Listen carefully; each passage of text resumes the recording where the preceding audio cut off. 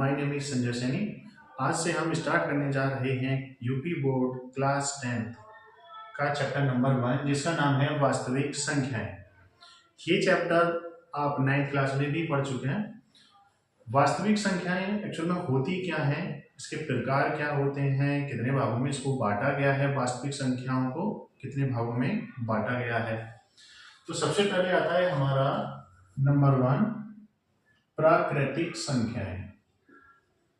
प्राकृतिक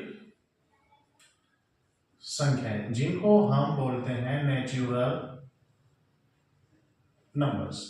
क्या होते हैं? जिनसे हम गिनना प्रारंभ करते हैं वे संख्याएं प्राकृतिक संख्याएं होती हैं। गिनना, जैसे हम अब बात करते हैं कि हमारी क्लास में कुल कितने विद्यार्थी बैठे हुए हैं, तो हम कैसे काउंट करेंगे? 1 2 3 4 5 डॉट डॉट डॉट, ऐसे ही तो काउंट करते हैं। तो हमने कहां से गिनना स्टार्ट किया? 1 से। तो प्राकृतिक संख्याओं का जो नोटेशन होता है, हम इनको कैपिटल N से प्रदर्शित करते हैं, और ये प्राकृतिक संख्याओं का सेट होता है 1 2 3 4 5 अप टू डॉट डॉट, कहां तक? इनफाइनाइट तक, अनंत तक। कहां तक? अनंत तक जाने वाला है। ठीक है। दूसरे नंबर पर आता है हमारा पूर्ण संख्याएं। पूर्ण संख्याएं जिनको हम बोलते हैं होल नंबर। होल नंबर्स क्या बोलते हैं? Whole numbers. इसको हम या तो W से रिप्रेजेंट करते हैं या करते हैं X से। ये क्या होता है? ये जो प्राकृतिक संख्या हैं, इन ही प्राकृतिक संख्याओं में अगर हम किसको शामिल कर दें? 0 को शामिल कर देते हैं, तो ये हमारी संख्याएं कौन सी संख्या बन जाती है? पूर्ण संख्याएं। ये नंबर्स आपको पता होने बहुत जरूरी है। पहला ही चैप्टर का नाम है हमारे पास वास्तविक संख्याएं। ये सभी वास्तविक संख्याएं ही चल रही हैं, इनके प्रकार आपको पता होने चाहिए। ठीक है। ये क्या है? ये जो मैंने रिप्रेजेंट किया है ना, ये मझला कोष्ठक आपने पढ़ा हुआ है, ये आप 11th में जाके पढ़ेंगे कि इससे हम सेट को प्रदर्शित करते हैं। सेट में समुच्चय को प्रदर्शित करते हैं। तो यहां मैं इसको लगा के चला हूं अभी। तो ये क्या है? प्राकृतिक संख्याओं का समुच्चय है, ऐसे भी बोल सकते हैं। तो फिलहाल में हमें इतना सीखना है कि प्राकृतिक संख्याएं क्या होती हैं। क्या होती है प्राकृतिक संख्याएं? 1 2 3 4 5 dot dot up to infinite तक, इनको हम क्या बोलते हैं? प्राकृतिक संख्याएं। सेम ऐसे ही पूर्ण संख्याएं क्या होंगी? जो हमारे पास प्राकृतिक संख्याएं हैं उनमें सिर्फ एक नंबर 0 को ऐड कर दिया गया है, बस। ये कौन सी संख्या जाएंगी? पूर्ण संख्याएं हो जाती हैं। फिर आता है हमारे पास पूर्णांक। क्या आता है बच्चों? पूर्णांक। पूर्णांक को हम बोलते हैं इंटीजर्स। क्या बोलते हैं? इंटीजर्स। इसको हम रिप्रेजेंट करते हैं I से, या रिप्रेजेंट करते हैं हम Z से।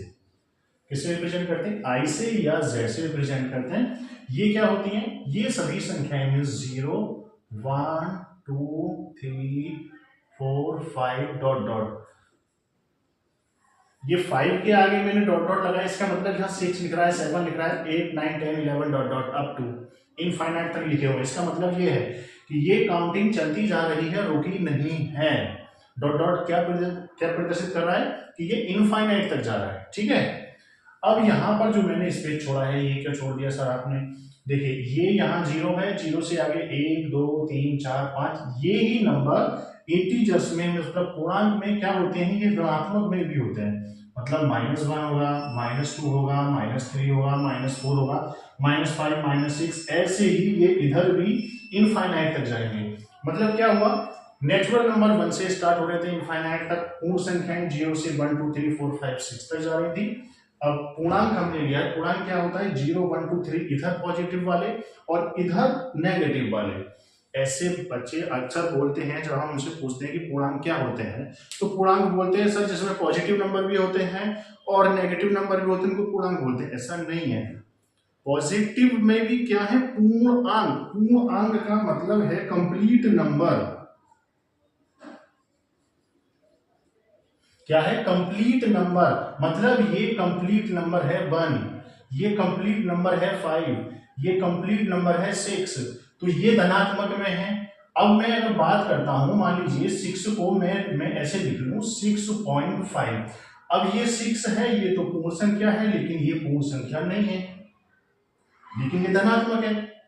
लेकिन आप लोग क्या बोल देते हैं कभी इसी जल्दबाजी में कि पूर्णांक वो संख्याएं होती है सर जो धनात्मक भी होती है और ऋणात्मक भी होती है, जबकि ये धनात्मक है और ये पूर्णांक नहीं है। पूर्णांक का मतलब कंप्लीट नंबर, कोई डेसिमल दशमलव वाला नहीं होना चाहिए, इसमें अंडर रूट जैसा वाला नहीं होना चाहिए, वो हम अभी पढ़ने वाले आगे। तो समझ गए, ऐसे नहीं बोलना है। कोई पूछ रहा पूर्णांक संख्या क्या होती है तो हम सीधा जवाब देंगे सर 0 1 2 3 4 5 6, ऐसे ही लेफ्ट में जाएंगे तो -1 -2 -3 डॉट डॉट इनफाइनाइट तक होती है। ठीक है, आगे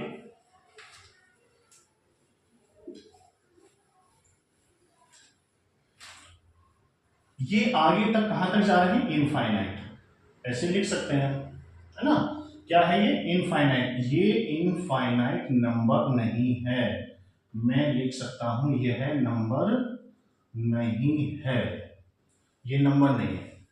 ये नंबर नहीं है तो क्या है, ये सिर्फ एक नोटेशन है कि जब हम काउंटिंग करते करते आगे बढ़े हैं तो हम इनफाइनाइट तक जा रहे हैं। इनफाइनाइट आज तक पता नहीं पड़ा है कि कहाँ है, कितनी दूर है, कौन सा इनफाइनाइट है। देखिए जरा 1 2 3 ये भी इनफाइनाइट तक गया, ये भी इनफाइनाइट तक गया, ये इधर इनफाइनाइट और इधर माइनस इनफाइनाइट। अब मैं इनमें से आपसे कहूं बताइए ये वाला इनफाइनाइट बड़ा है या ये वाला इनफाइनाइट बड़ा है। तो तुलना हम दो नंबरों की तभी कर सकते हैं जब, क्या बोला मैंने, दो नंबरों की तुलना, और जबकि ये नंबर नहीं है। नंबर नहीं है तो इसका मतलब अगर कोई किसी दिन हमसे ये कहेगा कि इंफिनिटी प्लस इंफिनिटी कितना होगा, तो आप ये मत बोलने लग जाना सर ये 2 इंफिनिटी हो जाएगा, ये बिल्कुल गलत है। क्या है, ये गलत है। अनंत में अनंत जोड़े तो अनंत आएगा, समझिए बात को। 2 अनंत क्या हो गया, ये 2 अनंत, भाई अनंत में अनंत जोड़ेंगे तो क्या आएगा, अनंत आएगा, ये 2 इनफाइनाइट नहीं आएगा। सेम ऐसे ही अगर इंफिनिटी में से इनफाइनाइट घटाएंगे तो 0 नहीं आएगा, ये पक्का है। ऐसा क्यों हो रहा है यहाँ, ऐसा इसलिए हो रहा है यहाँ क्योंकि ये अंक नहीं है, इनफाइनाइट नंबर नहीं है। ऐसे ही इनफाइनाइट अपॉन इनफाइनाइट करेंगे तो 1 नहीं आएगा, समझिए, 1 नहीं आएगा। क्यों नहीं आएगा, क्योंकि सर ये नंबर ही नहीं है। अगर मैं इसकी जगह ये बात कर दूं 8/8 कितना होगा, तो ये इससे कटने के बाद कितना आ गया बेटा, 1। हाँ ये 1 आ गया। ऐसा क्यों हुआ, क्योंकि ये अंक है। सेम ऐसे ही 5/5 को मैंने काट लिया तो कितना आ गया, 1, क्योंकि ये नंबर है, ये नंबर नहीं है। ठीक है, ये आगे की बात है, हम आगे डिस्कशन करने वाले हैं इन चीजों को। इसके आगे आता है बेटा परिमेय संख्याएं।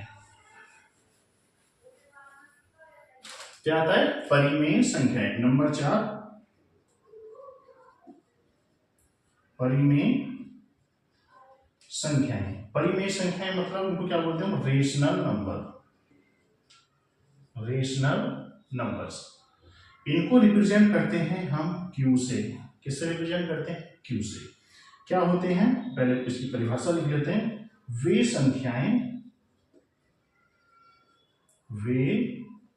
संख्याएं जो P/Q और Q बराबर 0 ना हो, तथा एक सबसे अच्छी बात यहाँ पे ये काम ध्यान देने वाली है कि P वे Q हमारे कैसे होने चाहिए, पूर्णांक हो।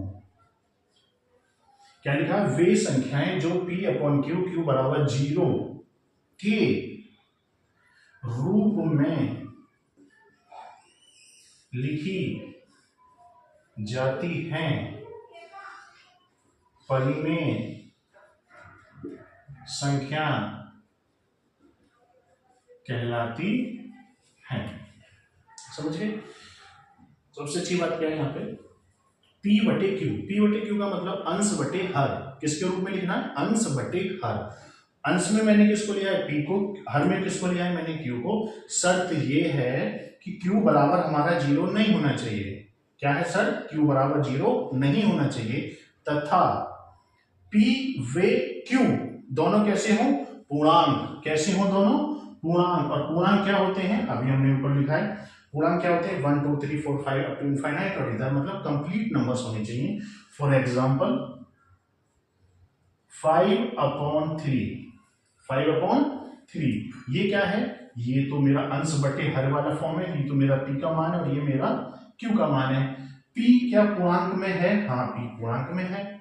क्यू क्या पूर्णांक में है? हाँ, क्यू भी पूर्णांक में है, तो ये नंबर कैसा होगा? परिमेय संख्या होगा। ठीक है। अगर मैं बात करता हूं 6/3, ये कैसा है? ये भी परिमेय है। अब आप कहोगे सर इसको तो काट सकते हैं ना ऐसे, ये तो 2 आ जाएगा। हाँ 2 आ जाएगा, लेकिन 2 के नीचे 1 भी तो लिख सकते हैं। तो ये अंश बटे हर, पी का मान कितना? 2, और क्यू का मान कितना? 1, जो कि 0 नहीं है। शर्त क्या है? हर 0 नहीं होना चाहिए, यहाँ 0 नहीं है। तो ये भी कैसी संख्या बनी? परिमेय संख्या। अब अगर हम कहें कि 6/0 ये कैसी संख्या है? पक्का कह सकते हैं कि ये परिमेय संख्या नहीं है। कैसी संख्या नहीं है? परिमेय संख्या नहीं है। क्यों नहीं है? 6/0 अगर मैं इसका डिवाइड देता हूं तो फिर से वही नंबर आएगा। क्या नंबर आएगा? अनंत।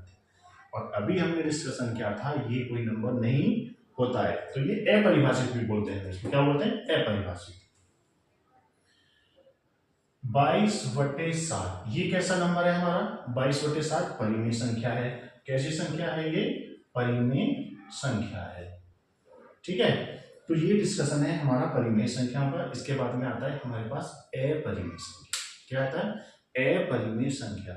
दुनिया में वास्तविक संख्याएं घूम रही हैं और वो वास्तविक संख्याएं दो फॉर्म में है, एक परिमेय संख्या और एक अपरिमेय संख्या।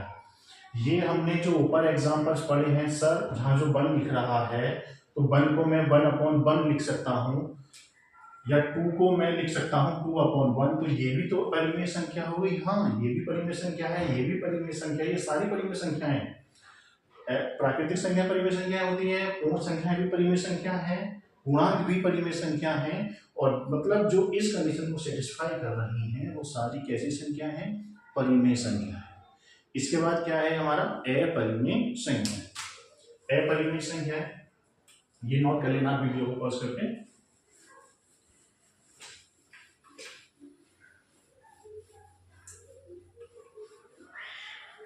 देखिए अपरिमेय संख्या है नंबर 5, अपरिमेय संख्या। इनको जो रिप्रेजेंट करते हैं हम, ये मैं लिखना भूल गया, ये क्यू इक्वल टू था। इनको जो रिप्रेजेंट करते हैं क्यू का कॉम्प्लीमेंट से रिप्रेजेंट करते हैं क्यू डैश। ये क्या होती हैं?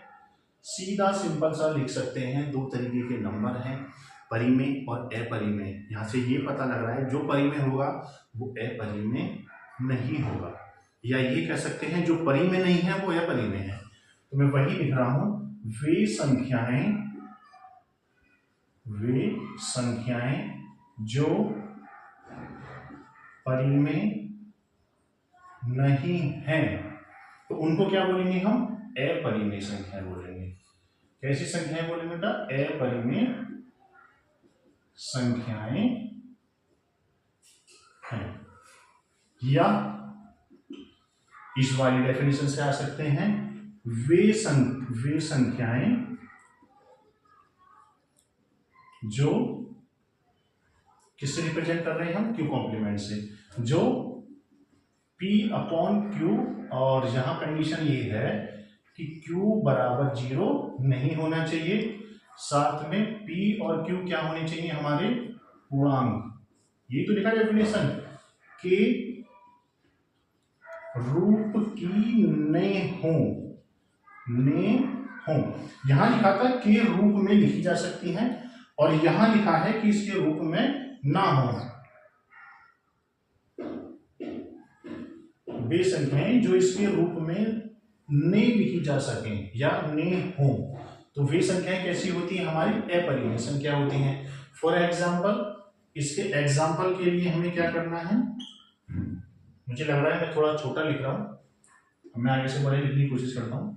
वे संख्याएं जैसे √5/2, क्या लिखा?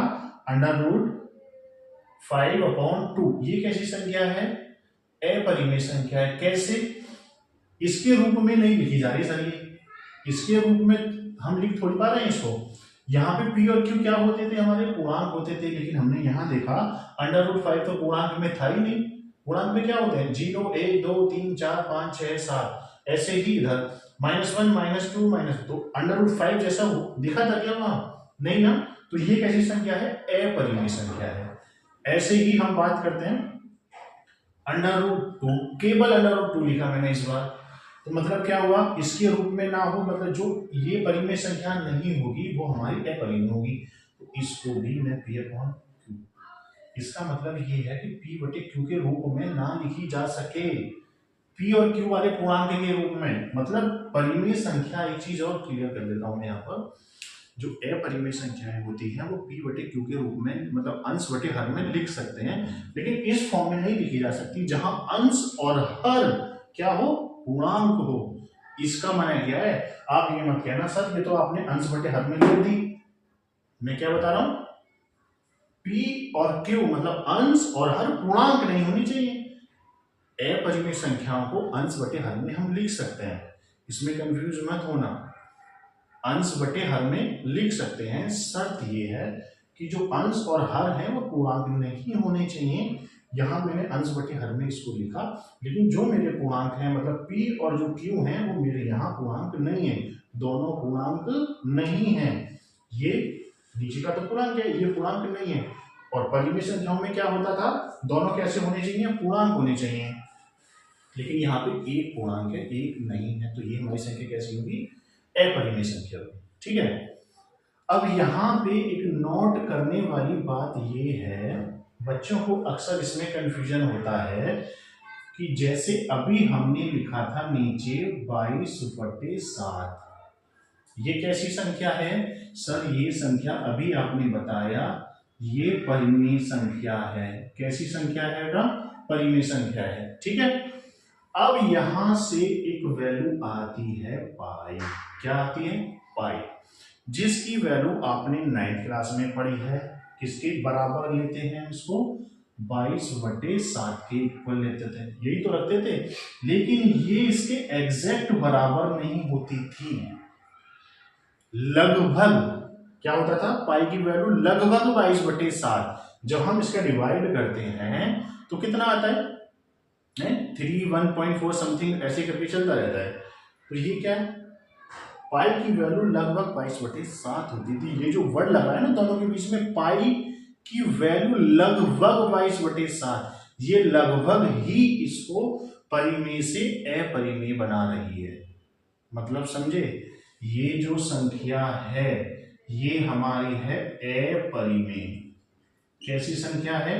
अपरिमेय, जबकि 22/7 कैसी संख्या है, परिमेय, कैसी संख्या है, परिमेय। इस चीज का ध्यान रखना, ये अक्सर कोई ना कोई आपसे पूछेगा 22/7 कैसी संख्या है, तो आप तुरंत आंसर दे देंगे कि सर 22/7 जो संख्या है वो हमारी परिमेय संख्या है, और तुरंत वो फिर दूसरा क्वेश्चन पूछने वाला है कि बताइए पाई कैसी संख्या है, परिमेय है या अपरिमेय है, तो आपको क्या जवाब देना है, सर पाई जो संख्या है वो अपरिमेय है।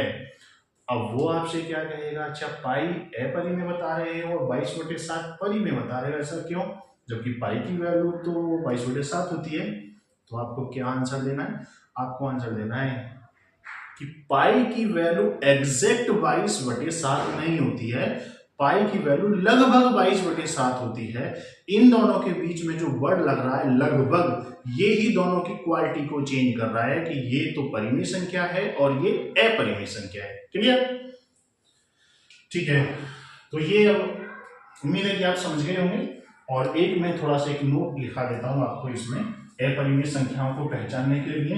मोस्ट इंपोर्टेंट क्वेश्चन है, हर बार 4 नंबर का आता है कि सिद्ध कीजिए कि दिस नंबर ये है, एक नंबर कैसा है, अपरिमेय संख्या है, तो ये कैसा, √a भाज्य, √a भाज्य, ये जो संख्या होती है √a भाज्य जो संख्या होती है ये हमारी अपरिमेय होती है। कैसी संख्या होती है, अपरिमेय। अब 10th क्लास के हर पेपर में इससे रिलेटेड क्वेश्चन आ रहा है, जैसा का अभी इसी बार आया है कि 2√3 को सिद्ध करना है कि यह एक अपरिमेय संख्या है। अब फिलहाल में अभी क्या है, ये क्वेश्चन आया था, अभी हम इसका डिस्कशन बाद में करने वाले हैं, अभी हम इसको देख रहे हैं। √ के अंदर कैसी संख्या होनी चाहिए, अभाज्य संख्या होनी चाहिए, कैसी संख्या होनी चाहिए, अभाज्य। अब 3 कैसी संख्या है? अभाज्य है, तो ये कैसी संख्या होगी? अपरिमेय होगी। ऐसे ही √2 अपरिमेय, √5 अपरिमेय, √7 अपरिमेय। अभाज्य संख्याएं तो समझते हैं ना आप। मैं थोड़ा सा अभाज्य संख्याओं के बारे में और बता देता हूं। मैक्सिमम बच्चे डेफिनेशन जब भी हम पूछते हैं कि अभाज्य संख्याएं क्या होती हैं, तो जवाब में ये आता है सर वे संख्याएं जो एक से कट जाएं और खुद से कट जाएं। जो एक से कट जाएं और खुद से कट जाएं वो अभाज्य संख्याएं होती हैं। तो जरा समझिएगा इसके एग्जैक्ट डेफिनेशन क्या है, मैं उसको आपको समझा देता हूं अभाज्य संख्याओं को। वीडियो रोके इनको आप नोट जरूर कर लेना।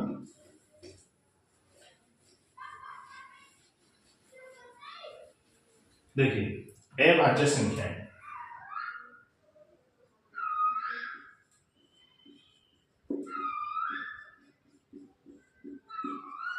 अभाज्य संख्याएं क्या होती हैं? वे संख्याएं जिनके केवल दो भिन्न गुणनखंड होते हैं, अभाज्य संख्याएं कहलाती हैं। क्या है नोट करने वाली बात? क्या है? एक वर्ड लगाया मैंने, केवल दो भिन्न गुणनखंड, केवल दो भिन्न गुणनखंड। फॉर एग्जाम्पल अगर मैं लेता हूं 5 के गुणनखंड कीजिए, मैंने 5 के गुणनखंड करे तो एक आया और एक आया 5, तो इसके पास केवल दो, भिन्न का मतलब अलग अलग, भिन्न का मतलब अलग अलग दो गुणनखंड आए, तो 5 हमारा जो संख्या बना वो बना अभाज्य। क्या संख्या बना बेटा? अभाज्य। ठीक है। ऐसे ही अगर मैंने लिया 13 को कोई संख्या भाग नहीं करती है, 1 या 13, इसके भी कितने बने? केवल और केवल दो भिन्न गुणनखंड बने हैं। कितने बने हैं? केवल और केवल दो भिन्न गुणनखंड बने हैं, तो ये भी संख्या कैसी हो गई है? अभाज्य। ठीक है। बात करते हैं वन की। बोल देते हैं ना वन, जो खुद से कटे और एक से कटे। अब वन आ गया मेरा। अब वन के बारे में क्या विचार है? इसका केवल एक ही गुणनखंड है, वो स्वयं है। अब आप कह सकते हैं सर इसको वन भी तो लिख सकते हैं, आप तो लिखते चले जाओ ना, फिर ऐसे करके। समझ गए? तो वन के पास केवल दो भिन्न गुणनखंड नहीं है, इसके पास दो गुणनखंड अगर हम आप लिख भी रहे हैं तो दोनों समान है, तो इसलिए ये संख्या वन हमारी कैसी संख्या है? अभाज्य संख्या नहीं है। बस ये समझना, अभाज्य संख्या अभाज्य नहीं है। समझ गए? तो वे संख्याएं अभाज्य होती हैं जिनके पास केवल और केवल दो भिन्न गुणनखंड होते हैं। भिन्न का मतलब समझ रहे हैं ना? अलग अलग। ठीक है। तो मैंने अभी उसमें बताया था जो अंडर रूट के अंदर जिसको वर्गमूल बोलते हैं, उसके अंदर अगर कोई अभाज्य संख्या है तो फिक्स है, आंख बंद करके बोल दीजिएगा सर ये अपरिमेय संख्या है। क्लियर? तो ये आप नोट कर सकते हैं। आगे चलते हैं हम। तो ये संख्याएं आपने पढ़ी हैं, सम विषम सब आपको पता है। सम संख्याएं जो 2 से विभाज्य होती हैं और विषम संख्याएं जो 2 से विभाज्य नहीं होती हैं। तो ये सब आपको पता है, मैं उनका डिस्कशन नहीं कर रहा हूं। अब मैं सीधा टॉपिक पे आता हूं, जो हमारा 10th क्लास का फर्स्ट टॉपिक है, डिवीजन एल्गोरिथम। बुक सभी के पास, हम इसमें एनसीईआरटी का डिस्कशन करने वाले हैं। यूक्लिड विभाजन एल्गोरिथम एक्सरसाइज है ये हमारी 1.1। तो पहले मैं यूक्लिड विभाजन एल्गोरिथम के बारे में थोड़ा सा आपको बता देता हूं। क्या है टॉपिक हमारा? यूक्लिड विभाजन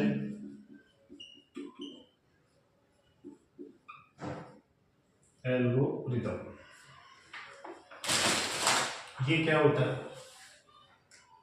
ध्यान से समझना, ये सब आप पढ़ चुके हैं, नाम आप अब सुन रहे होंगे इसका। ये है A = BQ + R, जहां आर जो होगा या तो 0 होगा या 0 से बड़ा होगा, लेकिन बी से छोटा होगा। ये है यूक्लिड विभाजन एल्गोरिथम। एक्चुअल में ये है क्या उसको समझिएगा।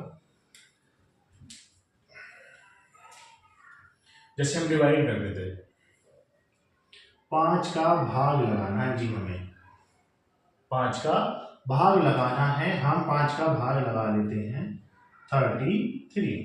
ठीक है, तो कैसे करते हैं जी 5 का भाग? 5 का भाग करना है, 5 6 30, 6 बार जाएगा और ये बच गया 3। तो ये तो बचा मेरा शेष फल। क्या बचा? शेष फल, जिसको हम बोलेंगे रिमाइंडर। क्या बोलेंगे? रिमाइंडर। ठीक है, ये क्या है? भाजक। क्या है जी? जिससे भाग लगाते हैं वो होता है हमारा भाजक, जिसको बोलते हैं हम डिवाइजर। क्या बोलते हैं सर? डिवाइजर। ये है हमारा भागफल। क्या है ये? भागफल, जिसको हम बोलेंगे कोशेंट। क्या बोलेंगे? कोशेंट। स्पेलिंग गलत हुई, QU। क्या बोलेंगे? कोशेंट। और ये है हमारा भाज्य। अब आपको याद आ रहा होगा, हाँ ये सब हमने 6 क्लास में ही पढ़ लिया था, भाज्य है ना, जिसको बोलते हैं हम डिवाइडेंट। डिवाइडेंट। ठीक है, इसी फॉर्म को ऐसे लिख दिया है, ये यूक्लिड विभाजन एल्गोरिथम है। कैसे लिख दिया है? जिस जो भाजक है ये हमारा क्या है? ए क्या है? जिसमें हम भाग दे रहे हैं, तो ये तो है हमारा भाज्य। थोड़ा सा बड़ा लिखना है मेरे को, भाज्य। ये क्या है? बी। क्या है ये? बी, मतलब ये हमारा भाजक है। क्या है बेटा? भाजक। और ये है हमारा भागफल। क्या है? भागफल। और ये है हमारा शेषफल। क्या है? शेषफल। ये है यूक्लिड डिवीजन। ठीक है, इसके अंदर मतलब इस नंबर को कैसे लिखा है इन्होंने? ऐसे लिखा है, जैसे इस वाले नंबर को अगर मैं लिखूं तो ये नंबर लिखा जाएगा 33 को जो लिखा गया है ये क्या है? बी। बी का मतलब भाजक। भाजक कौन है यहाँ पर? 5 मल्टीप्लाई। क्यू मतलब भागफल। भागफल कितना आया हमारा यहाँ पर? 6 आया। ये हो गया हमारा 6 प्लस शेषफल कितना बचा? ये रहा शेषफल।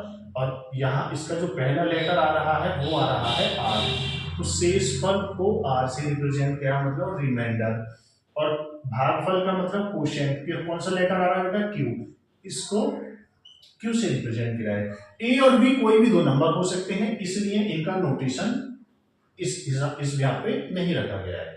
ठीक है, तो ये आर कितना बना यहाँ पर? 3। ये हमारा है यूक्लिड विभाजन एल्गोरिथम। समझ गए? क्या है ये? यूक्लिड विभाजन एल्गोरिथम। फिर से समझ लीजिएगा, a equal to B Q plus R की फॉर्म में लिखा जाना है। जैसे हम 6 क्लास से हमको सिखाया जाता है कि ये भाज्य है, ये भाजक है, ये भागफल है, ये शेषफल है, तो वही चीज है ना। तो जैसे मैंने 5 का भाग लगाना है, किसमें लगाना है? 33 में। तो कितनी बार गया? 6 बार। और 5 6 30 और शेषफल कितना आ गया? 3 आ गया। तो ये हो गया शेषफल, जिसको हम बोलते हैं रिमाइंडर। रिमाइंडर से क्या बनना है? आर। आर का पहला लेटर, तो शेषफल को हमने वही दर्शाया यहाँ से। भागफल क्या बनना है? कोशेंट, तो क्यू से दर्शाया गया है। और भाजक है हमारा ये डी। आप कहोगे सर ये डी से क्यों नहीं दर्शाया गया है? ये कोई 2 अननोन नंबर हो सकता है, ये भी अननोन ही आएंगे, लेकिन इसको क्वेश्चन फिक्स है, भागफल आने वाला है।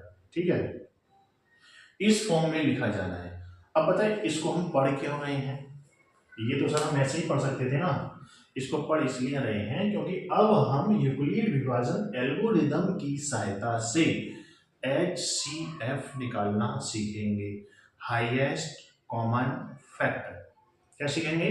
HCF। अब हमें क्या आएगा? 2 नंबर देगा, बड़े बड़े से भी दे सकता है, छोटे भी दे सकता है, और बोलेगा कि यूक्लिड विभाजन एल्गोरिथम की सहायता से क्या निकालना है जी? आपको HCF निकालना है। तो ये रूल आपको पता होना चाहिए कैसे इसको लिखा जाना है। इसी से हम क्या निकाल सकते हैं? HCF निकाल सकते हैं। ठीक है, तो पहला क्वेश्चन हम ले लेते हैं। फिलहाल में भी आप इसको जैसा है इसको नोट कर लीजिएगा, बाकी ऐसा ये विशेष है कुछ नहीं, मैं ऊपर वाले को ऐसे ही लिखे रहने देता हूँ। अच्छा, एक बात और, ये आर ये और क्लियर कर लेते हैं थोड़ा सा कि ये वाला नोटेशन थोड़ा सा आपकी समझ में नहीं आया होगा, सर ये क्यों लिखा है आपने, है ना। जैसे अभी जो मैंने लिखा था 5 का जो भाग दिया था 33 में, थोड़ा बड़ा लिखूंगा मैं, 5 का भाग 33 में दिया था तो कितना आया था जी, 6 आया था। और यहाँ 30 और नीचे कितना आया था, 3 आया था, है ना। अब ये तो था जी हमारा आर, क्या था ये आर, आर कहाँ है, ये वाला आर, इस आर की बात चल रही है। मैं नंबर लिख लेता हूं, ये है हमारा बी, ये क्या है बेटा बी, क्या है ये बी, और ये है हमारा ए, क्या है ये ए, और ये हमारा आया है Q। ठीक है, ये था हमारा ए। अब ये जो आर का मान है ना, ये कह रहे हैं कि ये आर का मान बी से छोटा, बी का मतलब जिससे हम भाग कर रहे हैं, किससे भाग कर रहे हैं 5, ये जो मान होगा शेषफल 5 से छोटा ही आएगा, 5 के बराबर भी नहीं आएगा या 0 आएगा। कैसे, मान लीजिए अगर ये यहां पर इतना ना होके कितना होता, ये 35 होता, कितना होता जी ये 35 होता, 35 होता, 5 का भाग लगा रहे हैं तो 7 बार गया, 5 सत्ते 35, ये तो कट गया, कितना आ गया 0 आ गया। जब कंप्लीट डिवाइड आ जाएगा हो जाएगा तो 0 आ जाएगा जी शेषफल। तो इसको वही कह रहे हैं कि जो आर होगा ना, जो शेषफल होगा या तो 0 आएगा या बी से छोटा आएगा। बी से छोटे का मतलब यहाँ 5 है तो कितना आया 4, सॉरी कितना आया 3। मान लीजिए अगर मैं यहां कर देता हूं, यहां कर दिया मैंने 4, तो अभी इतनी बार जाएगा तो यहाँ पे कितना आ जाएगा 4। क्लियर हो गया ना। तो अभी भी 5 से छोटा आ रहा है ना यहाँ पे शेषफल। ठीक है, अब अगर मैं यहाँ ठीक 5 कर दूं, कितना कर दूं यहाँ पे 5 कर दूं तो यह एक 5 आ जाएगा ना यहाँ, फिर तो ये पूरा डिवाइड हो जाएगा। फिर इसको यहाँ लिखने की क्या जरूरत है, तो डायरेक्ट पहली बार में ही चला जाएगा और पहली बार में डिवाइड चला जाएगा तो 0 आ जाएगा। समझे, फिर से समझिए, मैंने क्या किया, पहले यहाँ पे मान लीजिएगा मैंने अब लिया 32 से रिमाइंडर बच गया 2, तो 5 से छोटा ही आया। अब मान लीजिए अगर मैंने यहाँ पे 33 कर दिया तो 3 आ रहा था, और अगर मैंने यहाँ 4 कर दिया तो 5 6 30, तो भागफल कितना, ये सॉरी शेषफल कितना आ गया 4 आ गया। ठीक है, अब अगर मैं इसको यहाँ 5 कर दूं, मैं ये चाह रहा हूं कि b के बराबर ही आ जाए, ऐसा भी तो सोच रहे हैं ना, तो 5, अब मैं बड़ा भाग लगाऊंगा तो ये तो सर कंप्लीट चला गया, 6 बार थोड़ी जा रहा, तो ये 7 बार जा रहा है, 7 बार जा रहा है तो ये क्या हो गया 0। क्लियर, तो ये जो शेषफल है ये हमेशा b से छोटा आएगा, या 0 आ सकता है या 0 से बड़ा आएगा। ठीक है, चलिए पहला क्वेश्चन करते हैं, इसकी हेल्प से हमको निकालना है एचसीएफ। क्या निकालना है, एचसीएफ। एचसीएफ निकालने के एक स्टेप है, सबसे पहले आपको 2 नंबर दिए जाएंगे, आपको उन दोनों नंबरों में से ये देखना है कि छोटा कौन सा है बड़ा कौन सा है। ठीक है, जैसे मैं ये बुक लिख रहा हूं, जैसे पहला क्वेश्चन लिखा हुआ है इसमें, ये पेज नंबर 8 पर है बेटा, एनसीईआरटी की बुक है, और हम इन वीडियोस में एनसीईआरटी ही डिस्कशन करने वाले हैं और टोटल बेस्ड होगा हिंदी मीडियम। ठीक है, क्वेश्चन नंबर 1 का फर्स्ट है कि 135 और 225, कितना जी 225 का यूक्लिड विभाजन एल्गोरिथम का प्रयोग करके एचसीएफ निकालना है जी। क्या निकालना है, एचसीएफ निकालना है। तो सबसे पहले यहां पर 2 नंबर हमको लेने क्या है, 2 नंबर दिए हैं, हमको ये देखना है कि इन दोनों में से बड़ा नंबर कौन सा है। तो यहां जैसा हम देख पा रहे हैं कि 225 ग्रेटर है, किससे ग्रेटर है 135 से, तो बड़ा नंबर मिल गया, और बड़ा नंबर कौन होता है ए। तो यहां से मेरे को पता लग गया ये तो ए है और ये बी है। क्लियर, अब इसको इस वाली फॉर्म में मेरे को लिखना है ना। तो कैसे लिखेंगे देखिएगा, 225 इक्वल टू 135 कितनी बार जाएगा जी ये है, कैसे पता लगेगा, अलग रफ कार्य कर लेते हैं, मेरी रफ कॉपी ये रही, देखिएगा 135 का भाग कितने में, तो एक ही बार जा रहा है, 2 बार से तो ये 270 हो जाएगा ना, तो एक ही बार गया तो कितना आ गया 135, तो कितना बचा 0, और ये हो गया 12, 12 में से 9, और ये कितना आ गया 1, 90 बच गया। कितना आ गया 90। तो ये तो R बचा ना, तो यहाँ पे कितने बार गया क्वोशिएंट एक बार, और रिमाइंडर कितना बचा 90। समझ गए, इस वाली फॉर्म में लिखनी है। ठीक है, आगे क्या करना है, आगे आगे अब इस वाले नंबर को उठाना है मेरे को, इस वाले नंबर को उठाऊंगा, फिर से इस वाली फॉर्म में दोबारा से लिखूंगा। अब मेरे पास जो काम करेंगे ना, ये और ये नंबर काम करेंगे। समझ गए क्या, 135 इक्वल टू 90। अब फिर से क्वोशिएंट मेरे को ढूंढना पड़ेगा। क्वोशिएंट ढूंढिएगा, कितने बार जाएगा, ये एक ही बार जाएगा सर, 90 एकम 90, और कितना बच जाएगा शेषफल सर 45 बच जाएगा। क्लियर। फिर से क्या करना है, अब इसको उठाएंगे और इसको उठा के फिर से यहां लाएंगे, तो ये 90 हो जाएगा, और इसको पकड़ेंगे और ये 45 गुणा करेंगे। ठीक है, अब ये कितनी बार जा रहा है सर, ये 2 बार जा रहा है, तो शेषफल कितना बचा 0 बार। जहां शेषफल 0 आ गया मेरे को वहीं रुक जाना है ना। अब आपको यहाँ कंफ्यूजन हो रही है, सर ये क्या कर रहे हो आप, ये समझ में नहीं आ रहा है, आपने पहले ये लिखा, ये तो मेरे से ना आ गया, लेकिन ये आप इसको यहाँ लेके आए और फिर इसको यहाँ लेके आए, फिर से आपने वही रूल लगाया, लेकिन ये थोड़ा सा मेरे को समझ में नहीं आया, है ना।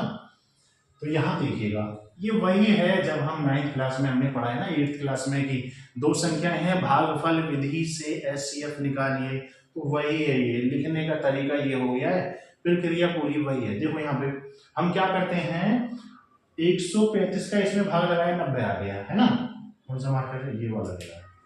देखिए अब क्या करते हैं, यहां से इसको रख के इस नंबर को यहां ले लेते ना, 135, वही तो किया मैंने यहाँ पे। देखो पहले ये वाला नंबर और ये वाला नंबर लिया था, तो 225 तो मेरा ये रहा, और 135 ये रहा। कितने बार गया था, एक बार गया था, शेषफल कितना आया था 90, इस फॉर्म में लिख लिया। अब मेरे पास दो नंबर आए निकल के, एक तो ये और एक ये, इन दोनों में जैसे ये क्या था ना, अब मेरे पास दो नंबर है, कौन कौन से नंबर है, ये। समझ गए, मैं इसको मिटा के एक बार फिर से थोड़ा सा और एक्सप्लेन कर देता हूं। अब मेरे पास पता है कौन से नंबर आए हैं, दो, कौन कौन से नंबर, अब हमारे पास आए हैं 135 और 90, इन दोनों में से कौन ग्रेटर, चाहो तो पहला क्वेश्चन है ना, तो मैं इसको थोड़ा सा और अच्छे से एक्सप्लेन कर देता हूँ। 135 में ग्रेटर आ गया 90, यहां से स्टार्ट हुए थे, ये स्टेप लिख लिया, यहां से ये दोनों नंबर छाट लिए, यहां से क्लियर हो गया कि जो 135 है, इस 135 थोड़ा सा बड़ा लिखना है मेरे को, मैं भूल जाता हूँ, 135 इक्वल टू कितना जी 90, और कितने बार जा रहा है सर, एक बार जा रहा है। अभी देखा तो था, एक बार गया था ना, यहाँ पे देखो कितने बार जाएगा, एक बार, 90, कितना बच गया 45, तो रिमाइंडर आ गया 45। फिर से वही काम कर लो, ये वाला नंबर और ये वाला नंबर, है ना, तो 90 और कौन सा जी, 90 और 45, तो ये नंबर ग्रेटर है, तो इसको ही लिखना है 90 इक्वल टू, ठीक है, 90 इक्वल टू, मुझे लग रहा है ये थोड़ा दिख नहीं रहा होगा, मैं ऊपर से आ जाता हूं, ये मिटा देता हूं मैं, ये आप लोग समझ रहे होंगे। तो यहां से देखिएगा 90 इक्वल टू 45, और कितने बार जाएगा ये, दो बार प्लस 0। ये काम कब तक करना है, जब तक ये 0 ना आ जाए, शेषफल क्या ना आ जाए, 0 ना आ जाए।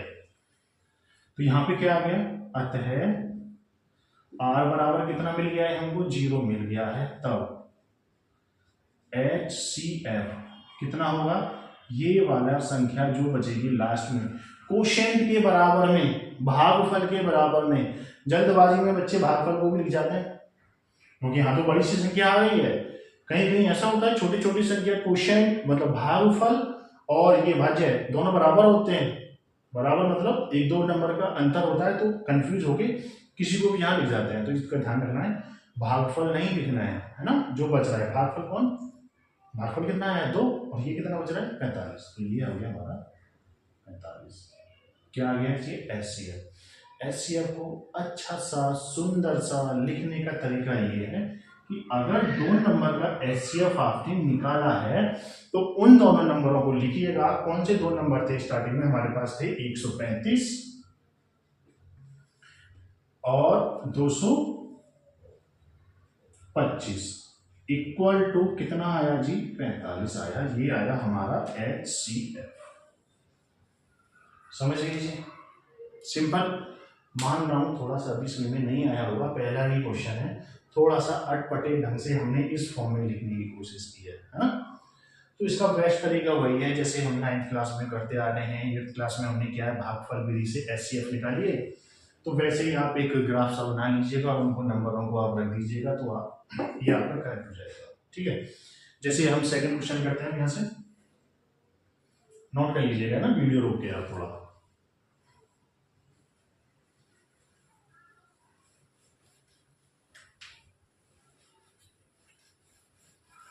देखिए सेकंड क्वेश्चन है, इसका सेकंड क्वेश्चन है कि 196 और 38220 का एचसीएफ निकालना है। 38220 का एचसीएफ निकालना है। तो सबसे पहला काम क्या है, हम वही काम करना है कि हमको पहले बड़ा नंबर पहचानना है। इन दोनों में से बड़ा नंबर कौन सा है?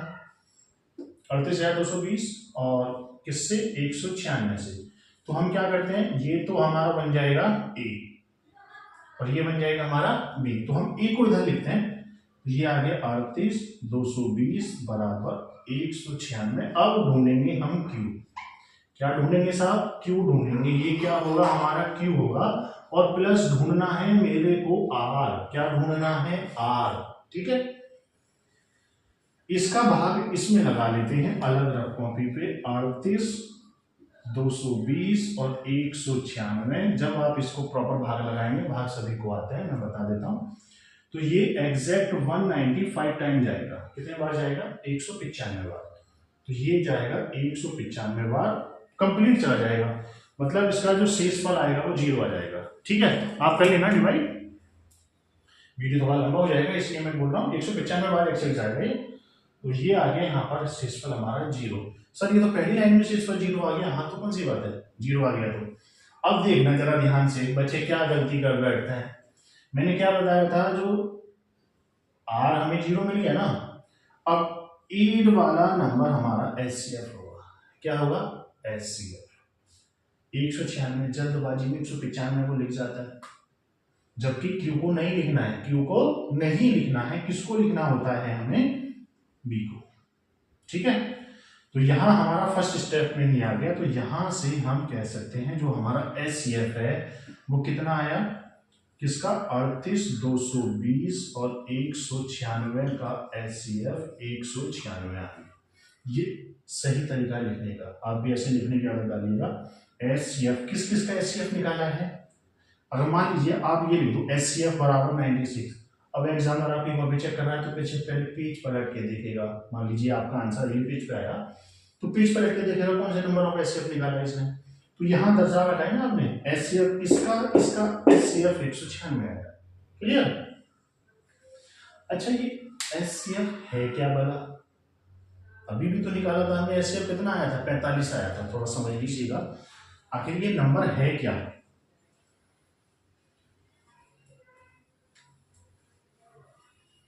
जैसे अभी जो हमने निकाला था ना 135 और 225 का जो एचसीएफ निकाला था, इन दोनों नंबरों का जो एचसीएफ निकाला था वो 45 आया था। मतलब क्या है? सिर्फ हाईएस्ट कॉमन फैक्टर। क्या? हाईएस्ट कॉमन फैक्टर, सबसे बड़ा उभयनिष्ठ गुणनखंड है ये। मतलब ये दुनिया में ऐसा सबसे बड़ा नंबर है, दुनिया में ऐसा सबसे बड़ा नंबर है जो इन दोनों संख्याओं को अलग अलग विभाजित करता है। इससे बड़ा नंबर कोई ऐसा नहीं मिलेगा आपको जो इसको भी विभाजित करते और इसको भी विभाजित करते। समझ गए? सॉरी। 45 का नंबर है, ये ऐसा सबसे बड़ा नंबर है जो इस संख्या को भी विभाजित करेगा और इस संख्या को भी विभाजित करेगा। अगर आप इससे ज्यादा बड़ा नंबर ढूंढेंगे तो या तो इसको डिवाइड कर पाएगा या इसको डिवाइड कर पाएगा, या दोनों को करेगा ही नहीं। तो ये ऐसा सबसे बड़ा नंबर हमने ढूंढ लिया है, हाईएस्ट कॉमन फैक्टर किस किस का, इसका, जो इन दोनों को एक साथ विभाजित करेगा, इसको विभाजित कर जाएगा और इसको विभाजित कर जाएगा। समझ गए ना? तो ये नंबर हम ढूंढ रहे होते हैं। आगे देखिएगा, एक और लास्ट थर्ड क्वेश्चन है इसी का, थर्ड पार्ट।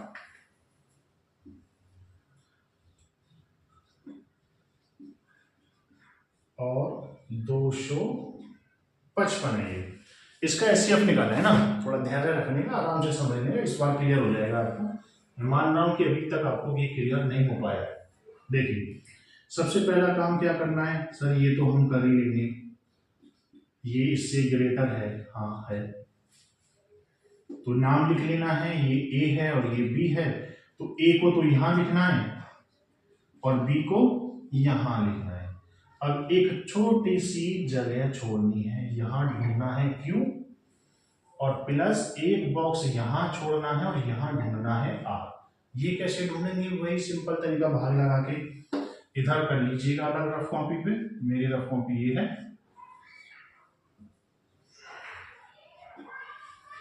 लगभग 250, 3 बार जाएगा 750, 4 बार जाएगा तो बहुत ऊपर हो जाएगा ना, 1000 हो जाएगा, ये 1000 से ऊपर पहुंच जाएगा। तो 3 बार जाने वाला है, 3 बार जाएगा, 3 से गुणा करोगे, 3 पंजे 15 का 5, थोड़ा सा बढ़ा लेता मैं, 3 पंजे 15 का 5, 1, 3 पंजे 15 और 1 16, और 3 दूनी 6 और 1 7, तो कितना बचा, ये बचा 2, ये 0, 102।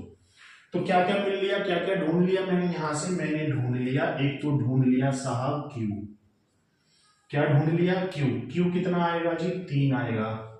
और क्या ढूंढ लिया, मैंने ढूंढ लिया जी पहली बार में जो भाग दिया है, मैंने ढूंढ लिया है आर। ठीक है, अब क्या करना है, अब इन वाले नंबर को पकड़ना है, इसको पकड़ना है और एक इसको पकड़ना है। समझ गए?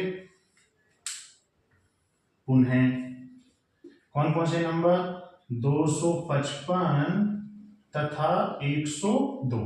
ठीक है, अब इन दोनों में से कौन सा नंबर बड़ा है, ये वाला नंबर बड़ा है, तो फिर से हम इसको 255 बराबर 102, फिर से मुझे क्यू ढूंढना है और प्लस ढूंढना है बेटा यहाँ आर। देखिएगा कितने बार जाएगा, मेरे को लग रहा है 2 बार जाएगा ना, 104 हो जाएगा। कितने बार जाएगा, 2 बार। देख लीजिएगा, 255 का भाग लेना है, सॉरी उल्टा लिख दिया हमने, 102 का भाग लगाना है 255 में, तो ये कितने बार जाएगा, 2 बार, तो ये हो जाएगा 204, ये कितना 1, और ये कितना 51 आ गया जी। तो आर कितना मिल गया, ये तो आर का पोर्शन है और ये क्यू का पोर्शन है ना, तो ये कितना आया, क्यू, क्यू आया हमारा 2, और आर कितना मिला मेरे को, 51। ठीक है, फिर से यहां से ये 2 नंबर आ गए, एक नंबर ये और एक नंबर ये, तो यहां से फिर से लिखेंगे हम पुनः 102 तथा 51, बड़ी संख्या कौन है, 102, तो 102 इक्वल टू 51 गुणा, कितने बार जा रहा है, 2 बार जा रहा है एग्जैक्ट, तो 102 हो गया, तो यहां पर दिख रहा है रिमाइंडर बच गया 0, तो यहां पर क्या आ गया, शेषफल कितना आ गया, यहां पर जो आ गया हमारा शेषफल, मतलब r कितना आ गया 0, अतः किस किस का एचसीएफ निकाला है हमने, एचसीएफ किस किस नंबर का एचसीएफ है जी, 867 और 255 का एचसीएफ कितना आया, क्यू को छोड़कर, क्यू कौन है ये, तो कितना आया जी 51, तो ये आ गया आपका आंसर। ठीक है, वीडियो थोड़ा ज्यादा लंबा लेंथी हो जाएगा, तो आगे का डिस्कशन ये वीडियो यही रोकते हैं, क्योंकि इसमें हमने थोड़ा नंबर सिस्टम का बेसिक कवर किया है, भाज्य, अभाज्य, प्राकृतिक, परिमेय, अपरिमेय। तो आगे जो बचे हुए क्वेश्चन है अगली वीडियो में करते हैं। Thank you.